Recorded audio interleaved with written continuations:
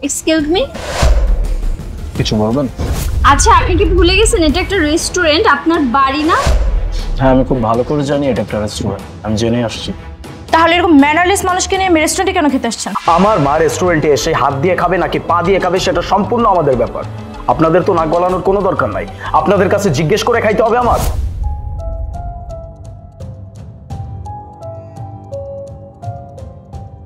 মা, রেস্টুরেন্টটা অনেক সুন্দর না? হ বাবা, রেস্টুরেন্টটা খুব সুন্দর, কিন্তু বাবা এত বড় রেস্টুরেন্টে যে নিয়ে এসেছিস, তোর কাছে টাকা আছে তো? আছে মা, তুমি রিল্যাক্সে বসো, আমি খাবার অর্ডার করতেছি। Excuse me. জি স্যার। 2টা প্লেটার। একটু বসুন, দিচ্ছি স্যার। এদের খাবার অনেক ভালো মা। চলে আসছে স্যার। এটা আপনি নাও, নাও শুরু কর। বাবা চামিজ দেখাইতে হইব, তুই তো জানোস আমি চামিজ দেখাইতে পারি না। তাতে সমস্যা কোথায়? তোমার যেভাবে খেতে ভালো লাগে, তুমি যেভাবে কমফোর্ট ফিল করো সেভাবেই খাও। খাও। তাহলে আমি হাত দেখাই? ঠিক আছে। জুসটা কিন্তু অনেক ভালো হয়েছে তাই না? হুম।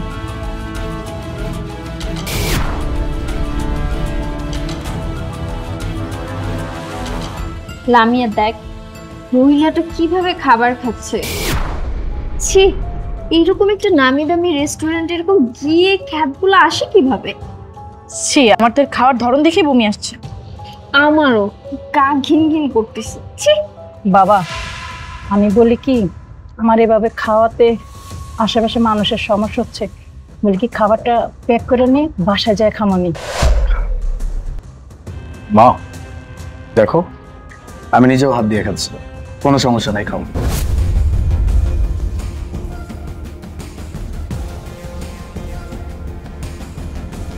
এক্সকিউজ মি, কিছু বলবেন?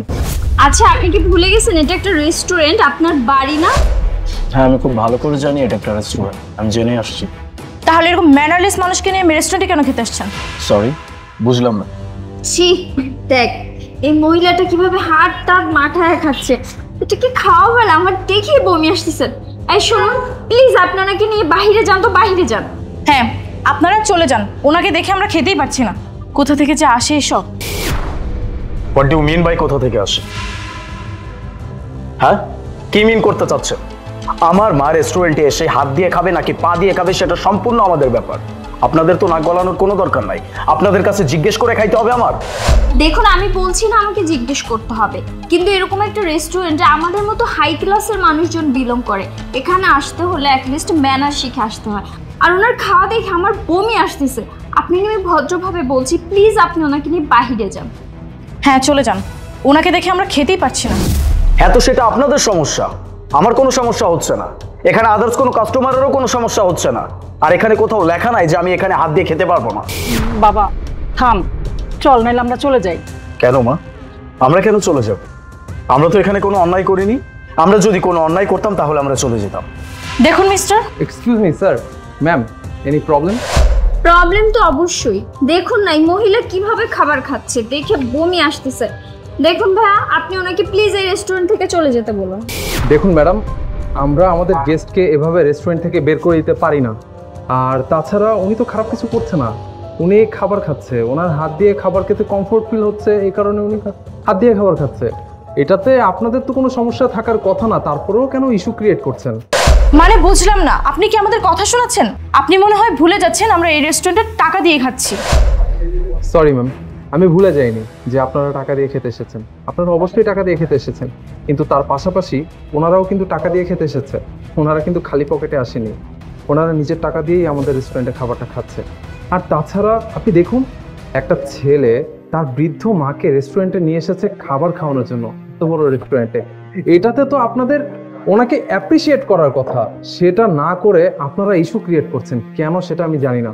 আচ্ছা আমাকে একটা কথা বলুন তো, আপনারা যখন বাসায় আপনারা খাবার খান তখন কি এরকম ভিআইপি ভাবেই খাবার খান, স্পুন চামচ এগুলো ব্যবহার করে? হ্যাঁ, আপনাদেরকে দেখে মনে হচ্ছে আপনারা ভিআইপি ভাবে খেতেই পারেন, কিন্তু আপনাদের বাবা মা কি এইভাবে খাবার খেতে অভ্যস্ত? হ্যাঁ, তারা অভ্যস্ত নয় বলেই আমরা তাদেরকে এই সমস্ত রেস্টুরেন্টে আনি না। অ্যাটলিস্ট এই লোকের মতো পরিবেশ তো নষ্ট করছি না।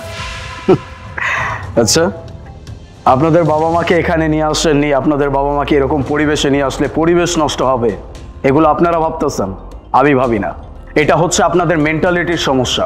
আমার কোনো সমস্যা নাই, আমার মাকে নিয়ে পৃথিবীর যে কোনো জায়গায় আমি যেতে পারি, এটা রাইট আমার আছে। দেখুন মিস্টার, ম্যাডাম শুনুন, দেখুন আপনাদের যদি বেশি প্রবলেম থাকে আপনারা আমার রেস্টুরেন্ট থেকে চলে যেতে পারেন, এতে আমার কোনো সমস্যা নেই, আপনাদের খাবারের বিলটা দিতে হবে না।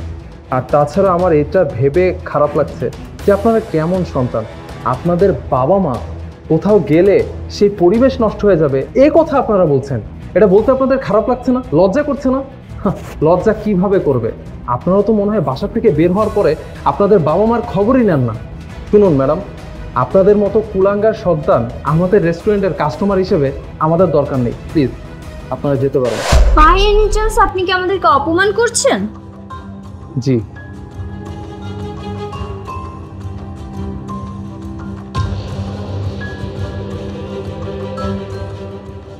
Thank you so much, thanks a lot. আপনার জন্য কাজটা অনেক সহজ হয়ে গেল।